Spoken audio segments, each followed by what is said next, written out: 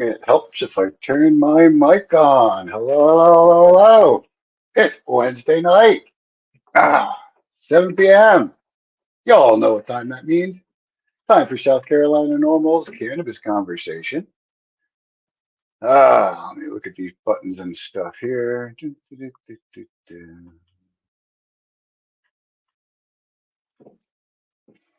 Let's give it a minute or two here. Let's let a couple folks join in on the podcast and join the conversation. Should be kind of interesting tonight. Of course, my timing is off on these as they have been. Uh, I have an update on this tomorrow from our national chapter. Um, may get some new info to share with you later on. We'll see. But I'll give you a little bit of what NORML said. I'll give you a little bit of my point of view, or a little bit of reasons why I think descheduling is not the answer, or rescheduling is not the answer. Excuse me. Take that back. All right, let me take a quick peek in comments. I see a couple comments are popping up. Hey, look at that. Ina's here. Welcome, Ina. Thank you for joining us. We have Jennifer and DJ Josh. Weather the storm. YouTube's not working, he says. I'm getting a green check mark on here. Do me a favor, take a reload on it and see. I'll go check it on my end here real quick. And I'm taking my glasses off. I'm looking like that because I have to look at the bottom of my glasses to see this close. All right, let me see. Oh, okay. I'm showing it. I'm going to pause it on my other screen here. Oh yeah, check it again, Josh, just in case. Give me a one in the comments or something like that.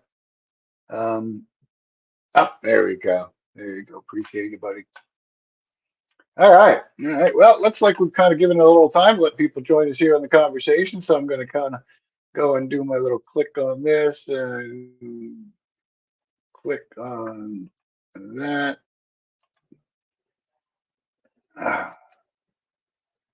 And click on this. Kind of get things kicked off here. We are at 7:03, so let's kind of kick it off. And we'll kick it off as we always do with our disclaimer that all of our meetings are an environment of education and awareness and are not an open market for the sale, purchase, or distribution of cannabis. We do not encourage or condone illegal behavior of any kind.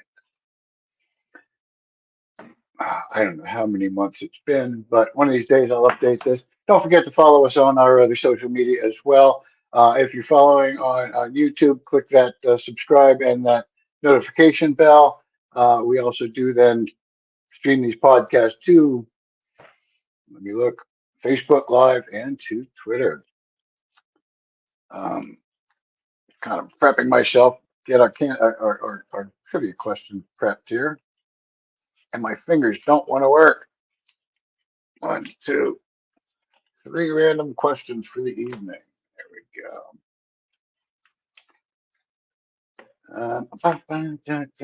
Also, don't forget to support our sponsors. Go ahead and visit our website, scnormal.org. You'll click on one of the About Us, I think it is, drop-down menu, and you'll see a sponsor link down below or sponsor page. And if it happens to be local to you, if it's one of those places you got to stop in, like the Knot Burger Pub, great place to be if you're in the Somerville area, or any of our other sponsors. Or if you'd like to sponsor our organization, reach out to us through the contact page on our website. Yada, yada, yada, promo. All right, what do we got here? Hey, Jay's tuning in from North Carolina. Just any movement that I'm seeing in North Carolina, I think they're kind of mid-session or in end of, probably like we are here. We're in a mid-session thing. The only thing kind of politically going on in the state, there's a special election going on for Senate District 42. Matter of fact, I just saw there's going to be a runoff election for that now in a couple of weeks. And we're kind of rooting for one of the candidates because they are a House representative that has sponsored pro cannabis legislation, one of the smell bill, if you will. And geez, I'm a poet. Um, um, North Carolina is pretty active, I thought, on Facebook. Let me see what I can find here real quick.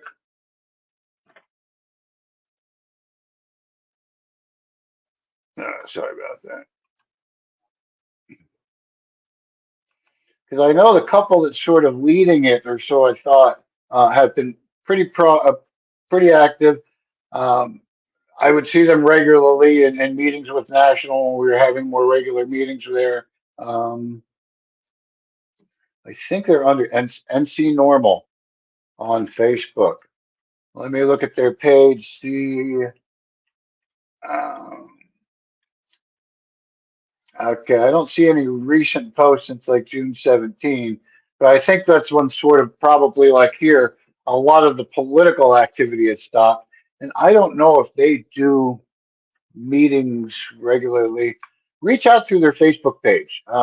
Give that a shot. See if you can get a hold of them that way. If not, reach back out to us here, and we'll see if we can kind of connect you.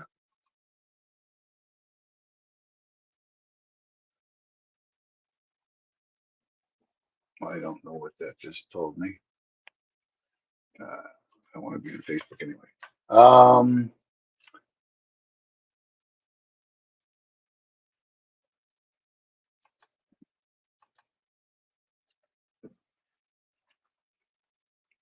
Josh says they want to put abortion on the ballot. Why not the criminalization?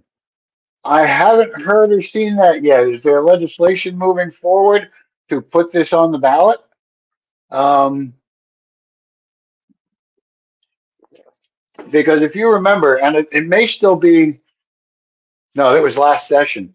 If you remember last session, Senator Tom Davis said, kind of said, if you're not going to move my legislation forward and put it to a vote on the House, basically, I think he should let it move it forward.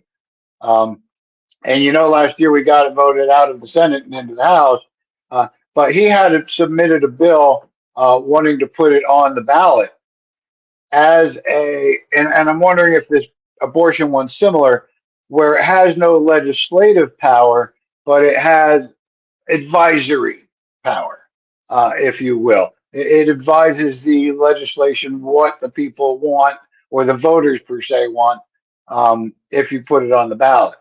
I never saw Davis's legislation move forward, and it would have had to like do the same process, go through committee and go through Senate floor and then through the House, and so I don't know. I'm curious what that is. If you happen to have a link to something, shoot it over or drop it in the comments, and we'll kind of take a look at that. But yeah, I would absolutely, and I don't recall seeing it in any session this year, but that's something that we would definitely support is putting it on the bill, at least in an advisory circumstance, to let the will of the people be heard. Um, because unfortunately, the Constitution of South Carolina does not uh, permit um, voter initiated ballot initiatives. Um, They have to come from at the state level. They have to come from the legislation, um, and so that's why you don't see any legislation or any ballot initiatives, any petitions out there going, let's put this on the ballot in South Carolina because we can't do it at state level. It's very unfortunate. Voter referendum, yeah. Calling it a voter referendum. So they're looking at and asking their opinion. What's the voters say? We want a referendum. Hear what you say. It has no legislative power.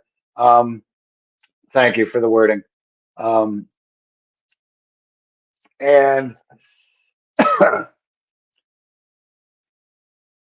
that's kind of the process. You still have to um, get it. And like you may know, many of you may know, on the primary ballot in the state, the past, I don't know, remember the years, but I know it's at least twice in the past, like 8 years or something like that.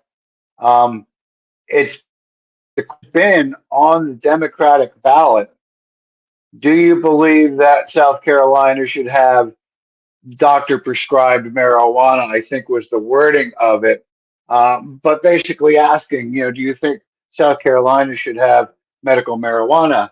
Um, and it's gotten high votes. It's gotten votes of over 80%, I believe, 84, 86. No, I don't want to misquote it, but mid 80s. We'll call it mid 80s. Very, very positive support. Um, that's funny. I saw it pop up on YouTube first before I saw it pop up in StreamYard. But Josh is right. Not the Republicans. The Republicans have not put it on the ballot. The chair of the Republican GOP, oh crap, I forget his name. When we're out of session, I forget a lot of this stuff. Um, has basically come out and said our voters aren't interested in that. We're hearing just the opposite from our voters when they call their legislators. Our voters don't care about that. It's not important to them. So we're not going to put it on our ballot. um, and the only thing I think the only thing that can be done at that point is for the supporters in South Carolina to get vocal and say, "Hey, hold it! No, no, no, no. We care about this. We want a referendum." Maybe, and that's where it comes down to, if you're in a Republican district, that's, I guess, really the only criteria. If your legislator is a Republican, um, make sure that you contact them regularly. When you see our action alerts that reach out to your legislator, click that button. If you want to go in and add a little bit of modification and editing on those, you're able to. Um, and make it a little bit more personalized to them. Tell them a little bit more about, I've lived in this district all my life, or whatever the story. Um, the other side I've heard often is that they like handwritten letters. That personal touch, they like that. And the one thing is, when something's written and sending into them, it has to be logged and documented and read by somebody, not necessarily the legislator, but one of their aides will read it and then log it, document it with a little brief, I guess, synopsis of what was in it. Um, but you get a handwritten one, which probably don't come all that often. Um, they tend to like pay more attention to it. That's what I've heard. In activism lore, I guess is the way I would look at it. Um, so, uh, yeah, and put it up. Didn't get that question, and that's, I guess, the only way I can think about it. Um, I'm going to actually make myself a note here and see if there's not a way for me to create an action alert.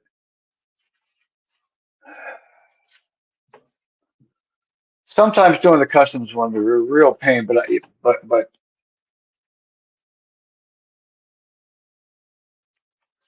I'm just gonna make myself a note here real quick. See if I can put something together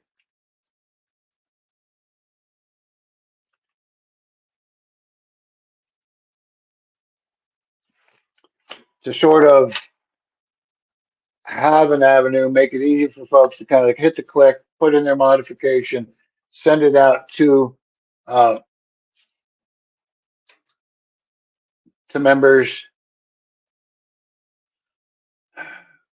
asking for a voter referendum, to put it on the ballot. I don't know who actually makes that decision. Um,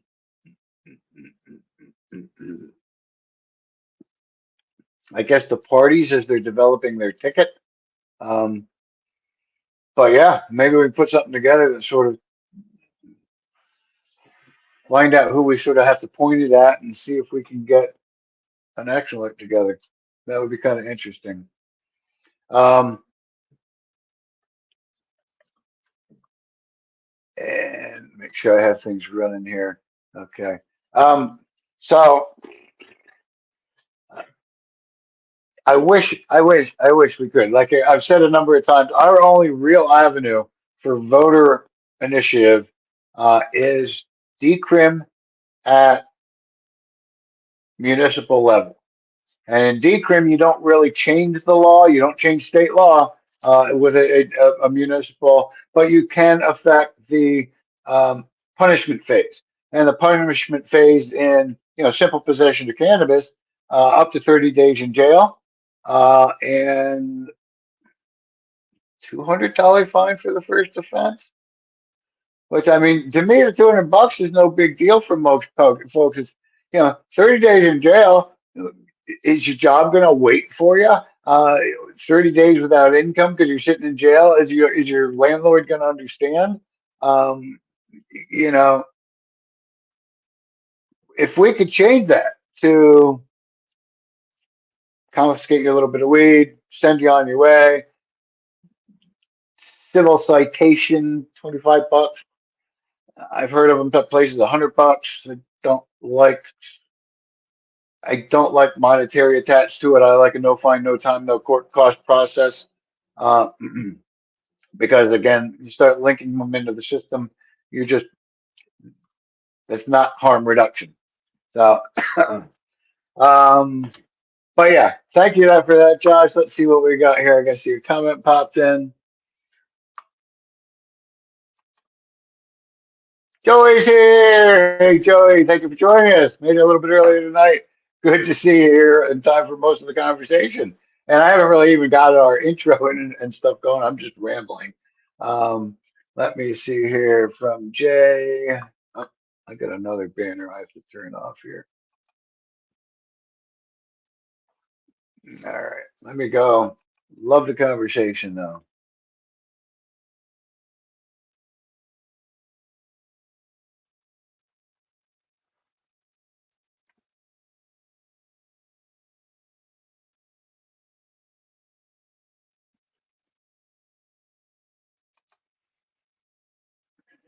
Good point. Um, Jason's great point. When they receive the same copy and paste, it doesn't get any attention. And I agree. When they came to saying the same copy and paste, and that's sort of why I say when you go into the ones on normal, the action alerts on normal, it does give you an option to customize it, put a little bit of something else in it. It's still initially going to look immediately like a copy and paste. So I'd sort of put your modification, hopefully more towards the top or something like that, so it stands out in that respect. Um, but it does. They stand out. A handwritten stands out. Um, he also mentioned from his experience working in Florida that the responses he received from politicians certainly aren't handwritten. Standard response letters. Uh, they absolutely are. Um, and if it looked handwritten from a legislator to me, even if it was one as a candidate, I'd be really suspicious. Uh, really suspicious on the authenticity. They can do some amazing stuff with printing nowadays and inserting custom names in the middle of text and stuff. But anyway, all right, let me go back to my buttons over here, kind of kick it off. Heck, we're already 20 minutes in. I have gotten our intro and agenda talked about tonight. So, my name's Scott Weldon. I am the Executive Director of South Carolina NORML, NORML standing for the National Organization for the Reform of Marijuana Laws. And here in South Carolina, we have a little ways to go. Agenda tonight, we are planning on talking primarily on uh, I think I posted as rescheduling versus descheduling, and I'm mostly going to be talking about reasons for descheduling. Um, Deschedule or rescheduling does not go far enough, but that's basically our topic for tonight. So I will get into that in a little bit. Um, I should have probably prepared a little bit on what was on Schedule 3 already. Um, and it's stuff that really does not even closely relate. But before we kick it off, let me go ahead and try our first trivia question of the night. Kicking off this late, well, we might get to two, we might get to all three. Movies category. 30-point question if you're keeping score. Movies category. In the movie Revenge of the Nerds, this character whips out a bunch of blunts to get the party started. Was it Booger, Lewis, or Lamar? In the movie Revenge of the Nerds, I do know that movie. This character whips out a bunch of blunts to get the party started. Was it Booger, Lewis, or Lamar? Let me go ahead and peek up here in comments. If you think you know who that is, drop it in the comment section up here or below, or to combine it's on the side, whatever your device lets you do. And at this moment, I usually like to mention that if you are a business and you want to sort of sponsor our uh, a trivia question on our podcast, reach out to us, get your business mentioned, and help us support what we do here. I'm trying to reform marijuana laws in South Carolina. Before I put the card away, because I almost didn't forgot to answer it, let's get right back to the answer. Movies category, 30-point question. We see an answer down here in the comments. Movie Revenge of the Nerds. This character whips out a bunch of blunts to get the party started. Was it Booger, Lewis, or Lamar? And Jennifer lets us know it is Booger. Correct answer is Booger. Um, 30 points to you. Wish I had more of a prize, but appreciate your answer. Love it. Love it. All right. Let's go ahead and click banners again. There we go. And kind of talk about our topic tonight. And I don't have a topic banner, so we're just going to kind of kick it off. Um, and I'm going to start with an email that I received. So you probably all, if you're on NORML National's email list, and if you aren't, go to their website, sign up to their email. It's free. I think you have to scroll down somewhere like you do on our site. So let me go ahead and pop up this email.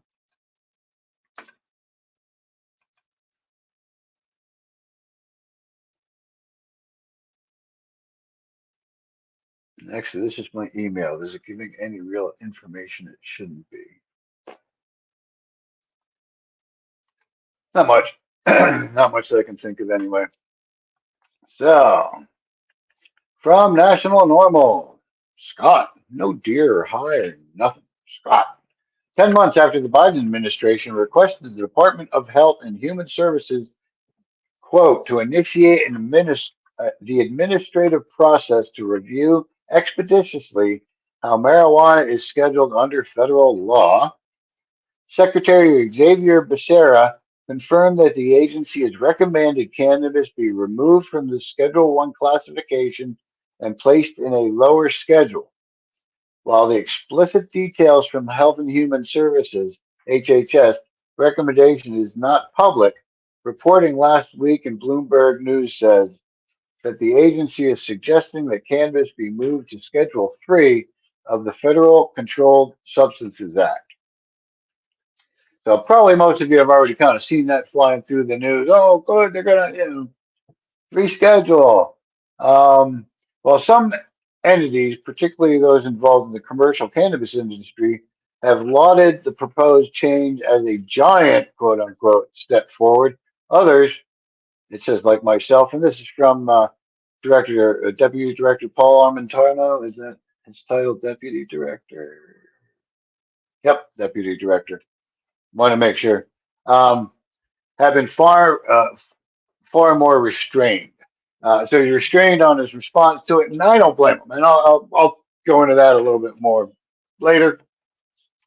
But here's his reasons why. Rescheduling is not enough. First, reclassifying cannabis to a lower schedule within the Controlled Substances Act continues to misrepresent the plant's safety. Relative to other controlled substances such as anabolic steroids and ketamine, Schedule 3, benzodiazepines, Schedule 4, or even alcohol, which is unscheduled. Second, moving cannabis to Schedule 3 is out of step with public and cultural consensus. As you see, states are moving in a definitely different direction than a rescheduling direction. And as he says here, Americans don't want cannabis treated like heroin, like it is now. Still, they also don't want it treated like Schedule 3 substances like ketamine, which is only legal to possess with a physician's prescription. And then third, most importantly, the proposed change does little to address the widening divide between state legal marijuana laws and federal law. Every state law that is currently in conflict with federal law today will remain in conflict with federal law going forward when or if the administration reclassifies cannabis to Schedule 3. So that's a very big point. It still is in conflict with what the states are already doing. Basically, what I kind of alluded to a moment ago. It still will be in they'll still be in conflict with federal law. You would still need a doctor's prescription. So here is a link, and I'm going to drop the link to this video. Actually, I'm going to play it. Let me go ahead and share this other screen. I'm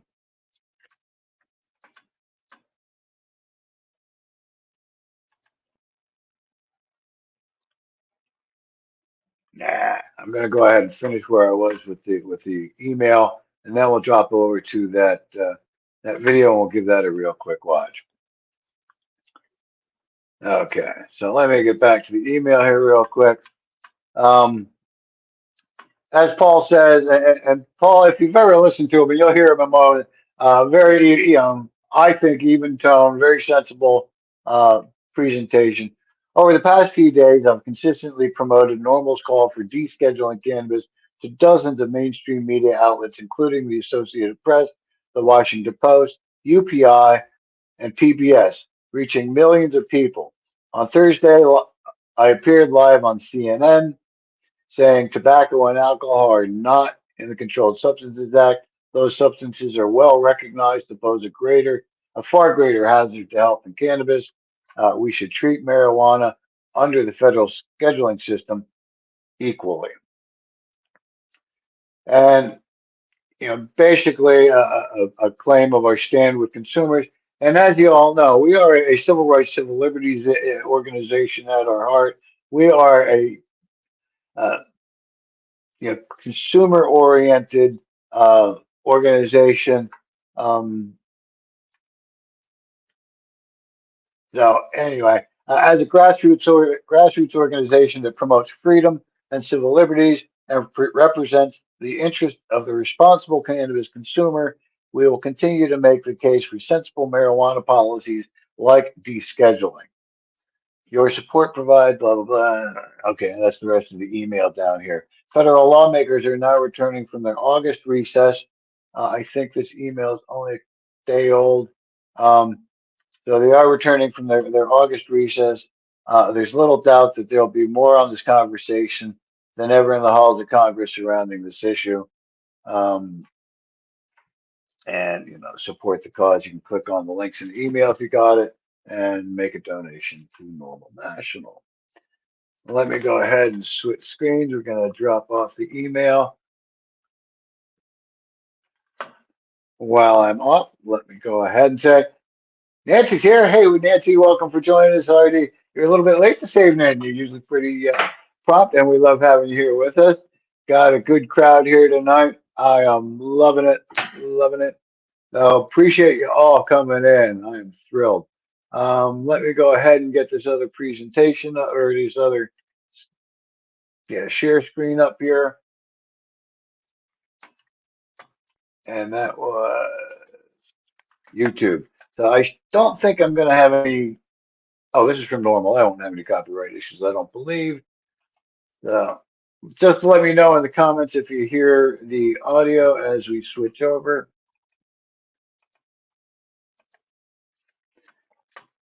And this is Paul on CNN 6 days ago.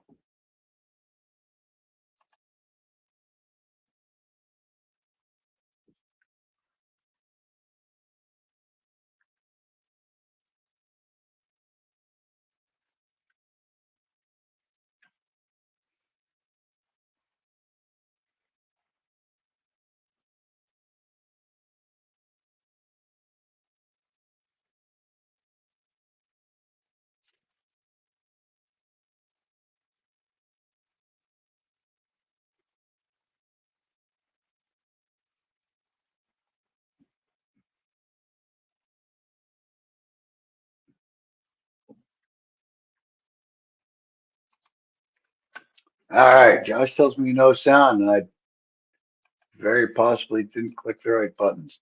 Let me try this again. We'll back it up.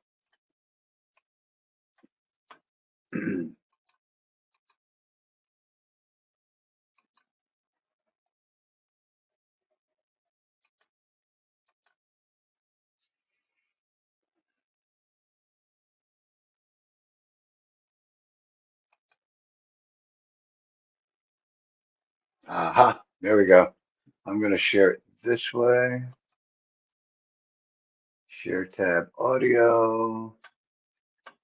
Okay, I'm going to start it again. If you don't get sound, let me know. The Biden administration is now pushing for a major shift in policy on marijuana. HHS Secretary Javier Becerra confirmed his department is asking the DEA to reclassify marijuana to a less restrictive category of drug. Right now, marijuana is on the Schedule 1 list. This is the most restrictive, includes drugs such as heroin, also LSD.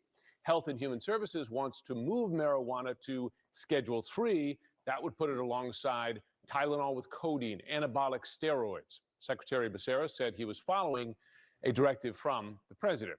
Let's speak now with Paul Armentano. He's the deputy director of NORML, which is a nonprofit lobbying group that has pushed for the full legalization of marijuana since the 1970s. He also wrote the book, Marijuana is Safer, So Why Are We Driving People to Drink? Good to have you on, sir. Thanks so much for joining us today. First, I want to ask a question about the effect of this. Recreational pot is now legal in 23 states. It's legal for medicinal use in 38 states. What would be the practical effect of a national move designating marijuana to a less restrictive class of drugs? Well, on the one hand, it's refreshing that some 80 years after cannabis was initially removed from pharmacies in the United States, that the federal government is once again finally recognizing its medical utility. That said, as a matter of policy, this proposed change by the Biden administration does little to address the widening divide between state legal marijuana laws and federal law. In fact, every state legalization law that you just mentioned that is currently in conflict with federal marijuana laws today would remain in conflict with federal law going forward when and if the administration goes through with the Schedule 3 classification. Okay, and I understand that difference between state and federal laws. But there are dangers here. A 2021 study found that cannabis use disorder is on the rise. A 2020 analysis found that 22% of users would develop an addiction during the lifetime, and that rate is higher for younger people who smoked weekly or every day, about 33%. I wonder, why downgrade marijuana's classification when we are seeing evidence of some risks for some people? Look, marijuana is here to stay. It's part of our society. That's why states have moved in this direction to regulate cannabis accordingly. If criminalizing and prohibiting cannabis worked, you and I wouldn't be having this conversation right now. The federal government would be having these conversations right now. The reality is that cannabis is not innocuous. That is why it ought to be regulated accordingly. Any risks from cannabis are best mitigated by a policy of legalization, regulation, and education. Those risks are only compounded and exacerbated by a policy of prohibition, stigmatization, and criminalization. I understand that there is a difference, though, between criminalization and greatly widening access. And I do understand that you actually propose a descheduling of marijuana, which would remove it from the Controlled Substances Act. I guess I just wonder, as this is moving, it's moving very quickly in some places, and now this would be a national step. Is it possible it's moving too quickly, and we're doing so without being conscious of the risks? Absolutely not. We've had prohibition in this country for over a century. The American public knows it doesn't work. Most politicians know that it doesn't work. Look, the reason that we call for removing cannabis from the Controlled Substances Act altogether is so states have the flexibility to regulate cannabis as they see fit. Tobacco and alcohol are not in the Controlled Substances Act. Those are substances that are well recognized that pose far more greater hazards to health than cannabis. We should at least treat marijuana equally. Paul Armentano, it's an interesting conversation. Thanks so much for joining us. Thank you. The Biden administration. All right. Well, there you have it. Let me turn the screen share off at the moment. Kind of everything I read from the email to you. But the fact that it is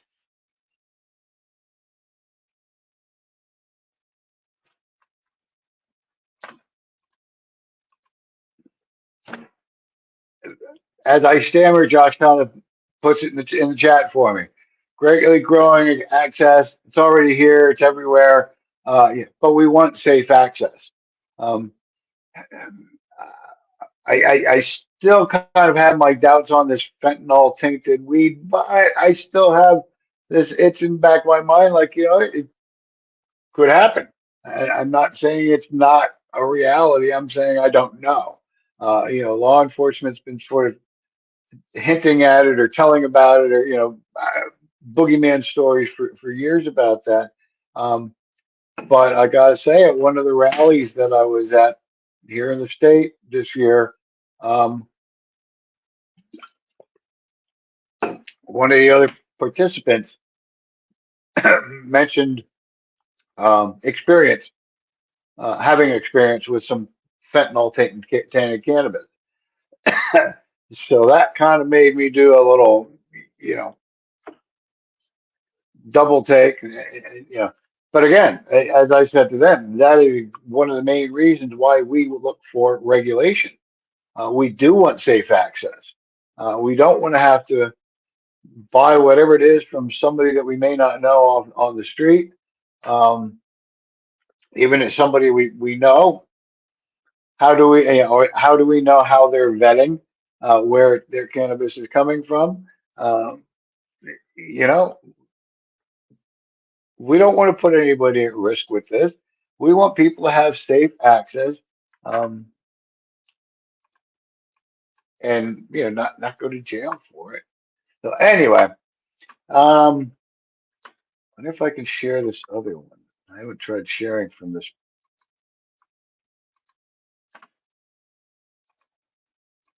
Oh, look at that. Words, lots of words. Oh man, y'all can't read that. That ain't gonna work.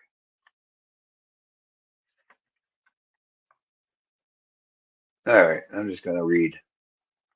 So anyway, I kind of well, actually, depending on how big a screen you're looking at, I can kind of read some of that. Go full screen on the monitor. I'll leave it up just so you can sort of see my points. Uh, this is kind of what I came up with on reasons. Well, not I can't really say I posed a question to AI. I've been sort of having fun with playing with that. I think I may have mentioned it on the podcast recently. Um,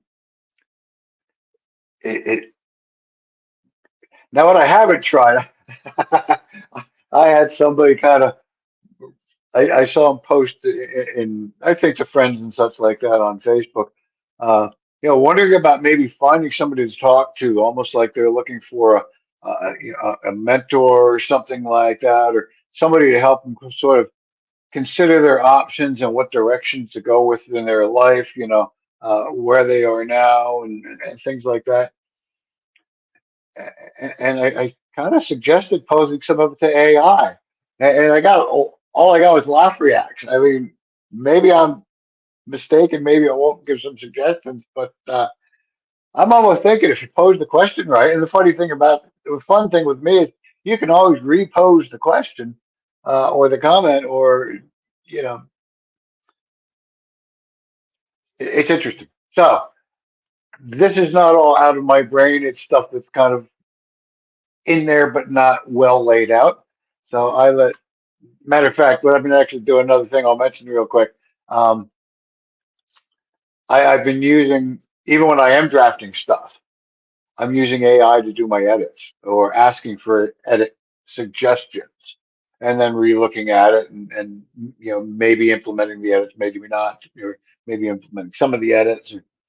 Um, Interesting stuff. All right. I am going to kind of take a real quick stop here before we get too far because I see what time it is.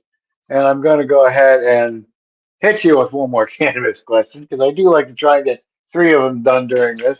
And then we'll get into the common sense reasons for descheduling, or what I think are the common reasons advocates put forward. Knowledge category, 40-point question. This is a mid-range 40-point question if you're keeping score. Knowledge category. CBD, the oil which is derived from the hemp plant, does not help which ailment? Alzheimer's, acne, anxiety, or pain? CBD, the oil which is derived from the hemp plant, does not help which ailment? Alzheimer's, acne, anxiety, or pain? Put your guesses in the comment section. See what we get coming on up here. No promo on this one. Supporters, if you want to support, blah, blah, blah. All right, we got a couple of answers here. Let's go ahead and hit back with this one. Knowledge base, 40-point question. CBD, the oil which is derived from the hemp plant, does not help which ailment? Is it Alzheimer's, acne, anxiety, or pain? And Jennifer's got it with Alzheimer's, according to my little card here. Alzheimer's. I would have never thought to use it for acne or if it's effective, or I'm kind of beyond that. So age, so I don't know. And boy, when I did have acne, CBD wasn't really a consideration. You say CBD to somebody in the 70s, they'd be like, huh? What you talking about? All right, we got one more question to go on later on, if I remember. Thank you for your answer. And let me change my banner. There we go. All right, here are some of the reasons that are commonly put forward by advocates of descheduling cannabis as opposed to rescheduling it to a different controlled substance schedule. Number one, acknowledgement of personal freedom. I mean, that to me is always kind of number one. Civil rights, civil liberties, freedom of choice, freedom how do you medicate. Um, Descheduling cannabis would recognize the individual's right to make choices about their own recreational activities at the federal level, maybe not state level. So I do want to kind of abbreviate that. This approach aligned with principles of personal autonomy and the idea that adults should have the freedom to decide whether to use cannabis responsibly. So, number one of our little checklist of 9 on the checklist here. Secondly, the second reason commonly put forward by advocates is criminal justice reform. Descheduling cannabis would lead to significant criminal justice reform by reducing the number of arrests and convictions related to cannabis possession and use. The criminalization of cannabis disproportionately affects marginalized communities, and descheduling could help mitigate these social and racial disparities. And as we talk about quite often, I don't think it goes into it on here, but the residual consequences of a marijuana arrest on your record can definitely have effect down the road on getting a job that you want, getting clearances, if you even try and get a government job. Um, can definitely have housing, education, um, custody of your children, a lot of different things that decriminalizing would definitely benefit the communities. Economic opportunities. Descheduling cannabis could open up a legal and regulated industry, creating jobs, stimulating economic growth, and generating tax revenue. This is particularly relevant in regions where there are already a substantial underground market for cannabis. Economic opportunities. Now, I haven't talked about this in a while, but I do talk about this pretty regularly on our chats. My vision, if what I would see in a Wonderland kind of situation, I guess, very similar to the craft brewing market, craft wineries, where you've got craft growers growing like wineries are growing their grapes and producing their own wine. You get your craft growers growing their cannabis and producing their own cannabis, maybe having little, retail tasting shops right there attached to their, not a vineyard. What the heck would you call a cannabis vineyard concept kind of thing? uh, you know, anyway, you see where I'm going with it. Um, So that's what I picture is that kind of thing. Sure, you can get your Walmart or Amazon.com weed or whatever that would be. Gas station weed, as a lot of people talk about, with which let me caution y'all on cannabis products that you pick up in gas stations. Again, unregulated market. Be very cautious what you're picking up. Um, And so, yeah, the economic opportunities on something like that. How many of the big celebs in our country are already kind of signing on to their own brand of cannabis? Um,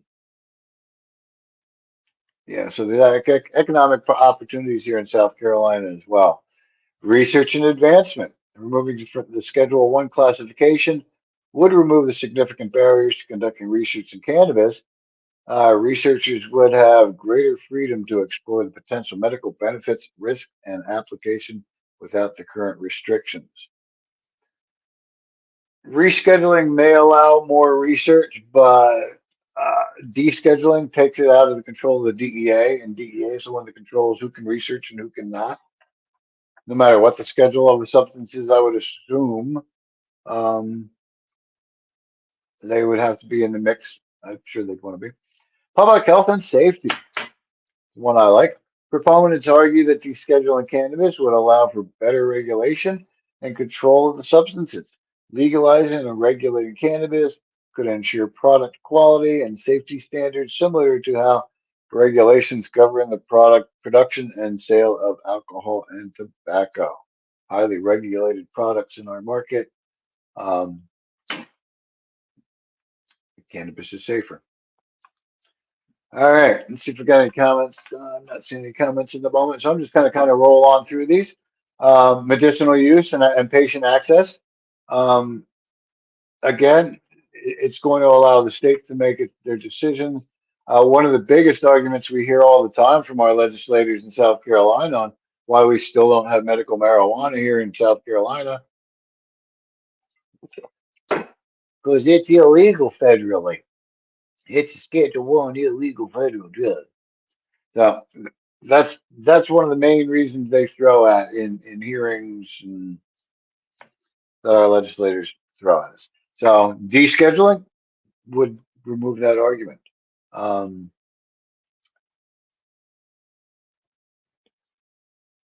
and allow for setting up of a medical program or allowing, you know, I don't know. I mean, I would wish that doctors sign on to assigning or to prescribing cannabis or recommending cannabis, but I don't think most of them are well enough educated on it. They go to basic. Maybe I'm a little bit biased and I don't have data on this, or maybe I allege I allege that they go to schools that are heavily funded by pharma grants from big pharma, and where a lot of the knowledge base and probably even programs are uh, surround the medicines that they're going to be prescribing and the effects of them and that kind of stuff, and they don't get that kind of education on cannabis. So. Uh, Patient access. Uh, I think this is where I'm going to be looking at it. Eliminate. We were talking about economic opportunities and talking about, I think, the illegal underground market up in number 3, and I didn't get into it. I saved it kind of here. Number 7, eliminating black market. Descheduling could displace the illegal cannabis market by providing a legal and regulated alternative. This could reduce criminal activities associated with illegal drug trade and create a safer environment for consumers. I don't have the link in front of me. My memory tells me that the estimated black market in South Carolina is like 1.1 B billion dollars a year. 1.1 billion dollars a year is the illegal is the black market in South Carolina estimated.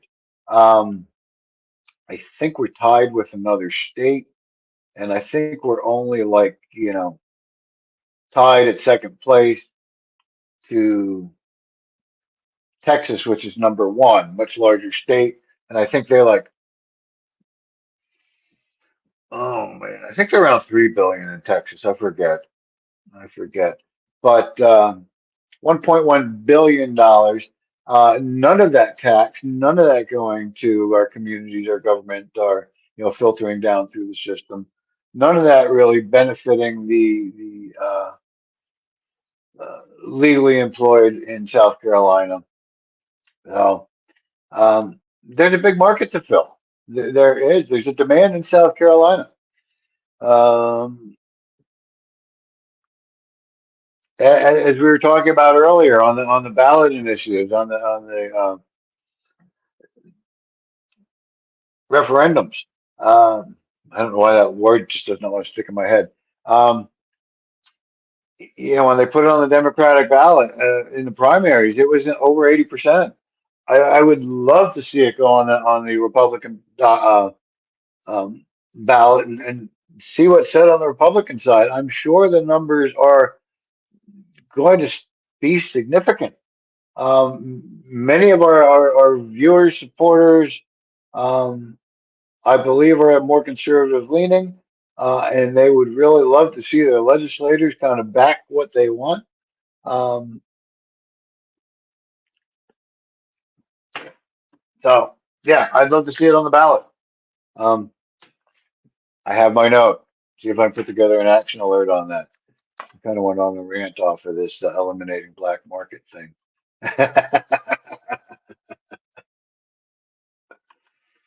Cha-ching cash, yeah. There's money in it to go all the way around. I mean, now mind you, I've heard oh, my senator in my district, Sandy Sen, in the hearings, make these accusations of oh, this medical marijuana bill it's all about the money. It's all about legalization and the money. They want to, this is just a stepping stone, blah, blah, blah. I'm not sure if she used the stepping stone, but she was using it's all about the money. Um, well, a lot of time people are asking, how's that going to benefit our state? How it's going to benefit our communities? There's money to be had, made, and shared. And now, mind you, my understanding is that my senator and her law firm earns, I've been told it's like 900 plus $1,000 a year defending law enforcement when they do wrong or when they're accused of doing wrong. Um, and I don't know. I'm just kind of wondering if she's a little bit biased on her opinion on legalization when she makes so much money um, protecting the enforcers and covering for the enforcers and wanting them to have all the tools that they can possibly have to put more monies in the government coffers by ticketing you, finding you, throwing you in jail, and taking the payments for that from the taxpayer. Um, I'm not sure, and I don't know if anybody is on the call knows, or if anybody's going to watch this later and knows the answer to this question. Um, is there like a per diem fee in South Carolina for prisoners? Are they required to pay a fee when they get out of jail? Do they have a bill for their stay? Um, in any way, I got some comments on something like that. Somebody commenting about, oh, free place to live, free food. I'm thinking, don't. I know somebody pays for it. And I know the taxpayers pay for a lot of it. Um, but I'm thinking, and I did a little Google and I found a couple of articles about prisoners actually being billed. Um,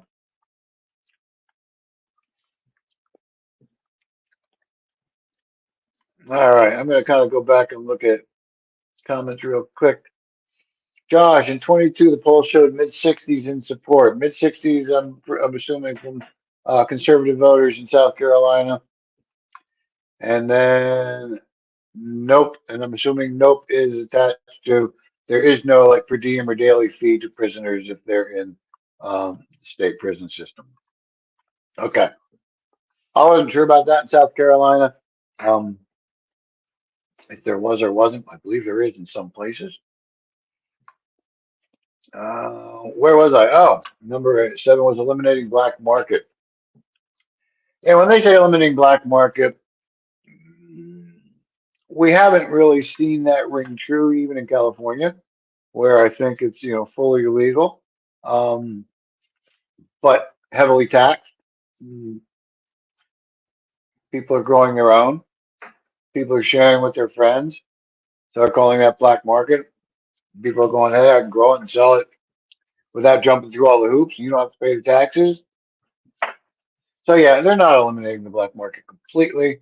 Um, and I think what a lot of going with the black market in states like California at the moment, and I may not know this, but correct me if I'm wrong, is that much of the grow that may be going on illegally there is also exported out of the state to illegal states. So,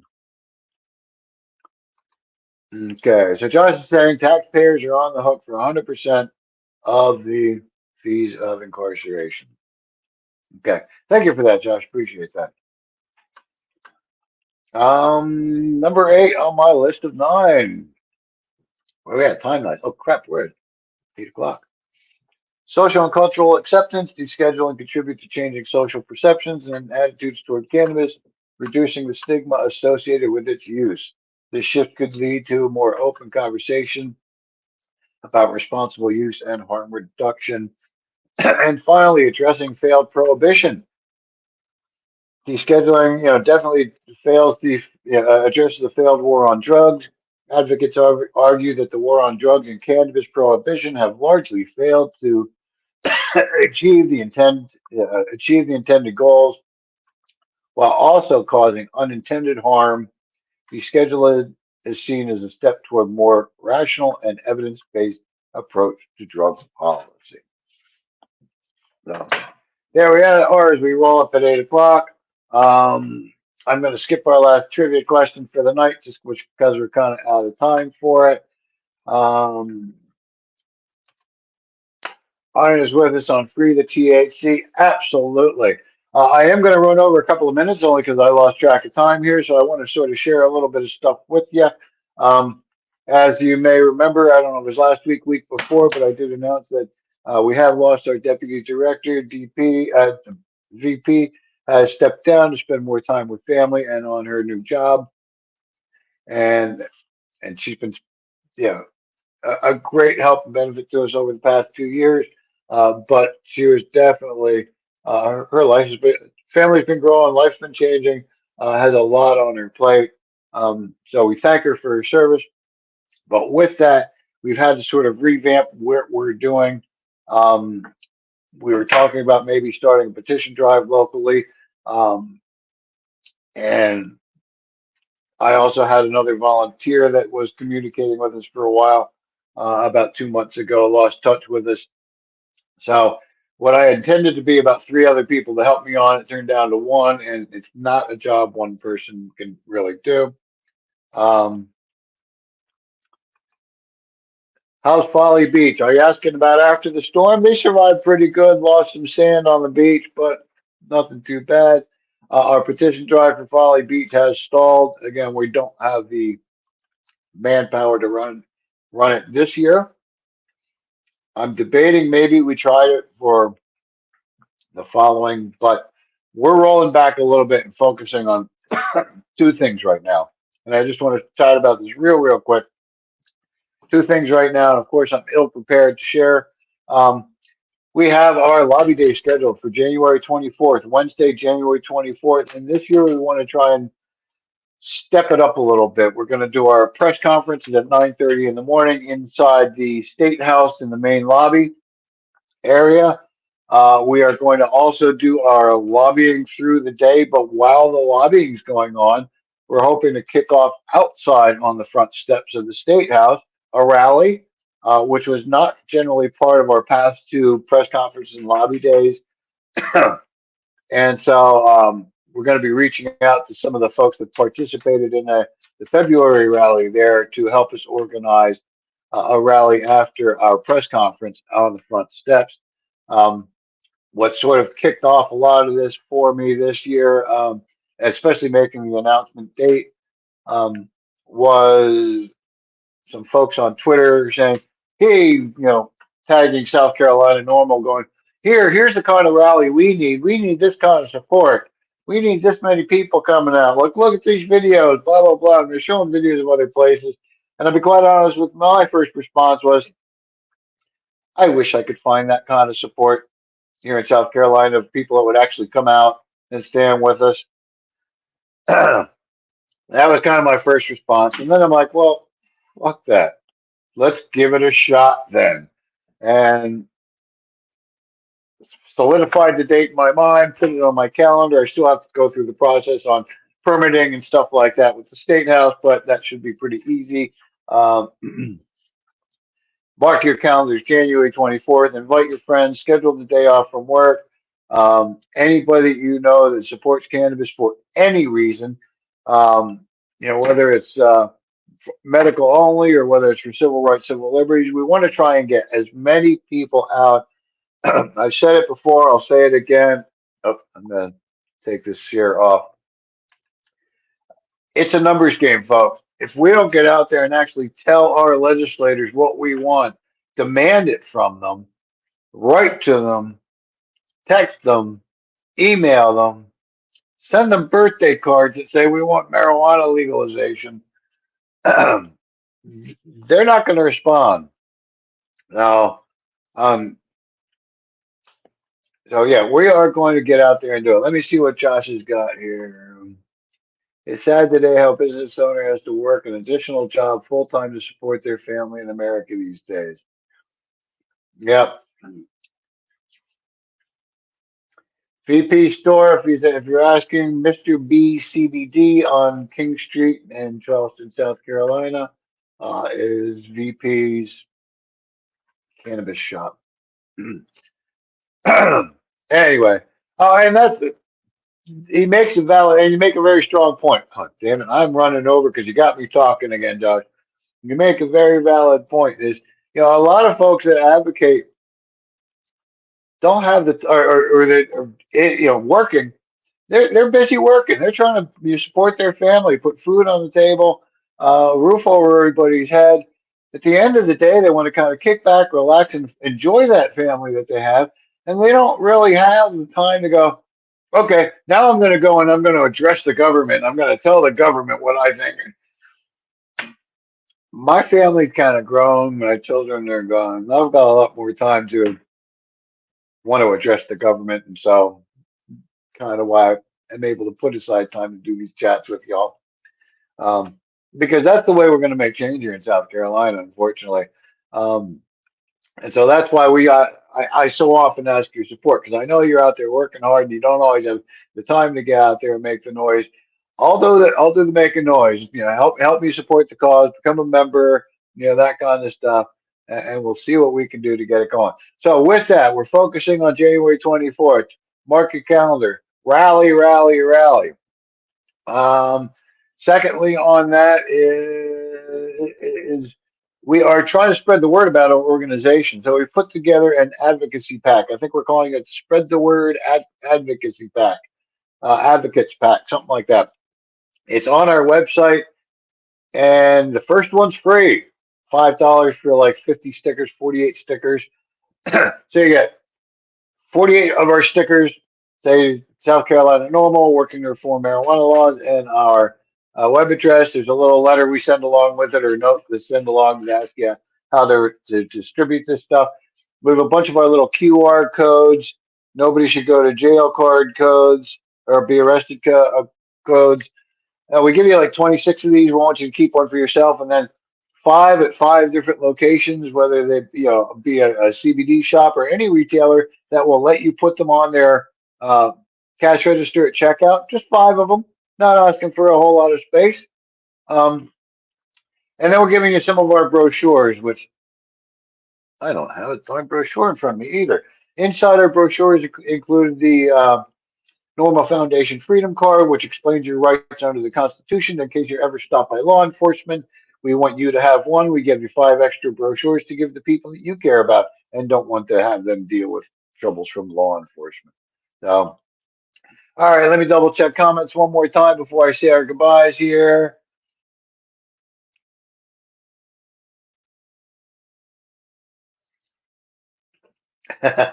I get this a lot here in South Carolina. People that would go to the meetings or show up may not want to identify themselves to government officials.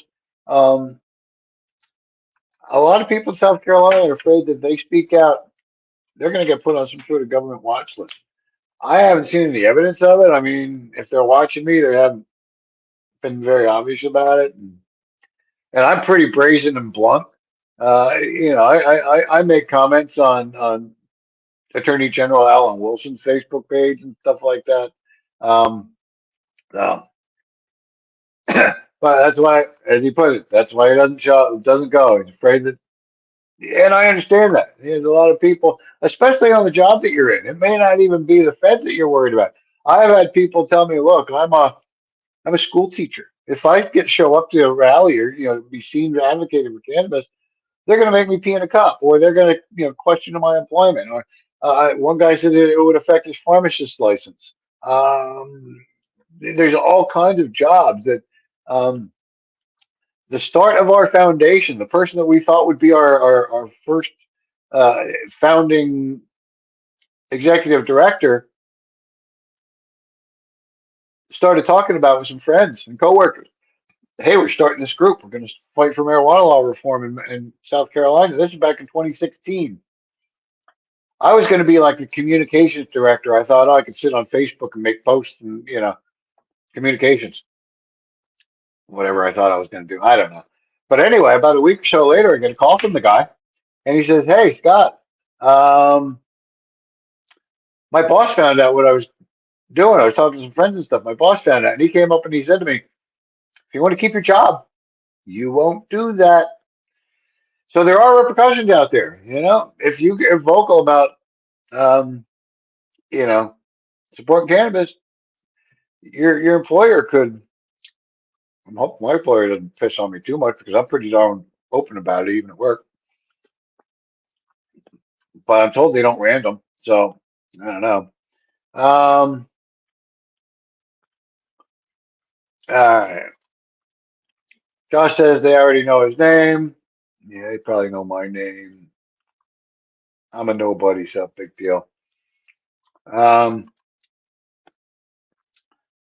I don't think the cops are messing with Jill. I wouldn't think so, but I know that frickin' legislators have dissed her, disrespected her, accused her of wanting it for herself instead of for her child. Oh, she's only advocating to get it for a kid because she really wants it for herself. They actually said that.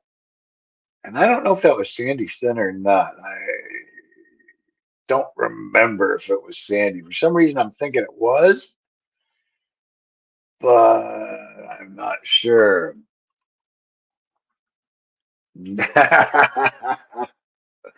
Only ever self-taken mugshots. I've never had a mugshot. Um, my only time in a cell was as a runaway at like 15 years old or something like that. They caught me out in Effingham, Illinois, on my way to Colorado from Pennsylvania. I don't know where the hell I was going. Picked up on the side of the road at a roadside stop. And they threw me in jail for vagrancy, held me till my mom could pick me up. So they didn't take a mugshot. No. uh, Josh has got a couple muggers. Put them on a t-shirt. I mean, you did say you're going to run for president, didn't you? I think I remember a discussion about that a while back. There you go. Mugshots get popular.